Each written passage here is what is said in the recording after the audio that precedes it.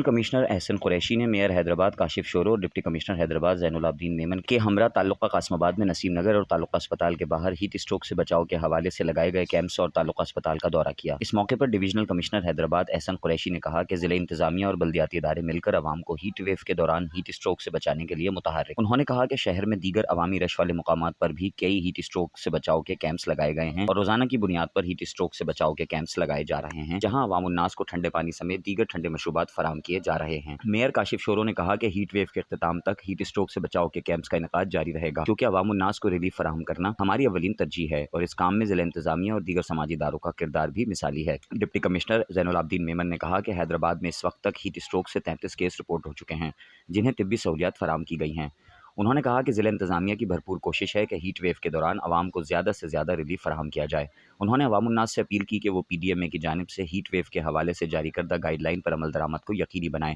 और ख़ुद को और अपने ख़ानदान को हीट स्ट्रोक से बचाने के लिए अपना किरदार अदा करें और कोशिश करें कि दिन के औकात में बिला ज़रूरत घरों से ना निकलें। डिप्टी कमिश्नर हैदराबाद ज़ैनुल आबदीन मेमन ने मजीद कहा कि हैज़ को हुक्काम को गैर एलानिया लोड शेडिंग से गुरेज करने की भी हिदायत की गई है। बादज़ां ताल्लुका अस्पताल कासमाबाद के तफसीली दौरे के दौरान मज़कूर अफसरान ने अस्पताल की इंतजामिया को लोगों को इलाज मुआलजे की मयारी सहूलियात फराहम करने की तलकीन की और कहा कि इस ज़मीन में किसी भी किस्म की कोताही को हरगिज़ बर्दाश्त नहीं किया जाएगा। इस मौके पर असिस्टेंट कमिश्नर कासमाबाद अब्दुल वाहिद चन्ना, म्यूनिसिपल कमिश्नर HMC ज़हूर लखन और दीगर मुतल्लिक़ अफसरान भी उनके हमरा थे।